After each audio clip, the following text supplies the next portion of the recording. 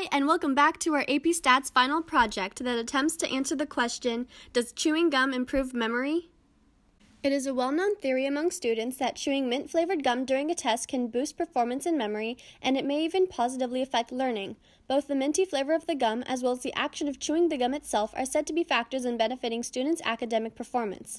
A study done by the Baylor College of Medicine took 108 eighth-grade students from a Houston, Texas charter school and divided them into two groups, following them for 14 weeks. The researchers randomly assigned the students into two treatment groups, the gum group and the no-gum group. The gum group was told to chew gum while they did their math homework, while the no-gum group was told not to chew gum while they did their homework. The students would all be given a standardized math test at the end of the study to see if the gum chewing had any effects on the mean scores of the groups. The results showed that the group that chewed gum received a 3% increase in their standardized test scores compared to the group that did not chew gum.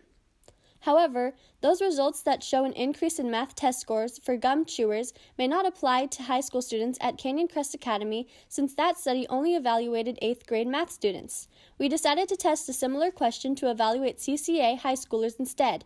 Do people who chew gum perform better on concentration games than people who do not? For our experiment, the statistical question is, does chewing mint gum increase performance on a concentration memory game for CCA students? The memory game in this experiment is commonly referred to as concentration. In order to not have to manage playing cards, we administered the concentration game to the study participants through the iPhone app Memory Matches 2. The goal of the game is to find all 8 pairs of identical cards, 16 cards total, by flipping over only 2 cards at a time. Since performance on the concentration memory game will be measured by the seconds it takes for the student to successfully find all 8 pairs, the less time a student takes, the more successful he or she is. This means that the statistical question can be rewritten more quantitatively. Do CCA students who chew mint gum take less time, in seconds, to complete a 4x4 concentration memory game on the iPhone app Memory Matches 2? For this experiment, we used a 2-sample t-test for a difference in means. This will test to see if the difference between the means of the 2 sample groups is significant enough for us to say that CCA students who chew mint gum take less time to complete the concentration game. The conditions for a 2-sample t-test for the difference of means are the large sample condition, the 10% condition, and the random condition. For the large sample condition, the sample sizes for both treatments, N1 and N2, are both at least 30. For the 10% condition, both sample sizes of size 30 are less than 10% of the total student population at CCA. And for the random condition, we randomly assigned and sampled our 60 participants and put them in either the gum group or the no-gum group. Since we did not have access to a list of all the students on campus, we knew it was unreasonable to use a simple random sample to recruit participants for the study.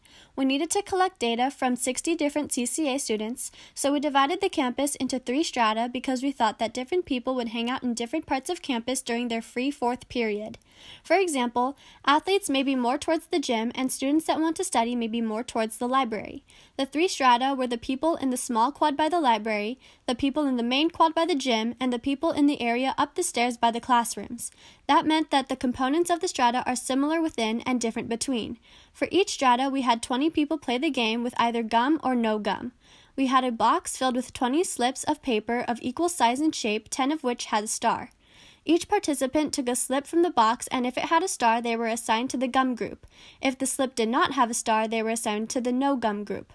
The participant kept the slip until we finished sampling all 20 people in the strata, so we were sampling without replacement.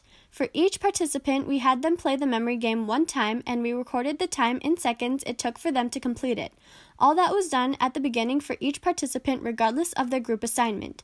We recited the instructions. This is a time-matching memory test. Finish as fast as you can. But the gum group was given the additional instruction to chew a piece of gum for 1 minute before playing the game. For the calculations, we are conducting a 2-sample significance t-test with the alpha significance value of 0.05. Our null hypothesis is that the mean time it takes for the no gum group to complete the game is equal to the mean time it will take for the gum group to complete the game. Our alternative hypothesis is that the mean time it takes for the no gum group to complete the game is greater than the mean time it takes for the gum group to complete the game. The conditions were satisfied that the experiment was random, as we conducted a stratified random sample, and both samples were 30 subjects or greater, so the large sample condition was also satisfied. Because our test does not give us convincing evidence that the mean time of the memory test with gum is less than the mean time of the memory test without gum, we can conclude that CCA students do not perform better on a memory game when chewing gum. Some possible sources of error could be that memory differs for everyone, and although the random sampling method disperses the subjects to balance out the variability, there were some extreme outliers that skewed the mean of the groups. Since the tests were made in different areas and could have had different distractions such as social pressure, this could have been a confounding variable for the data.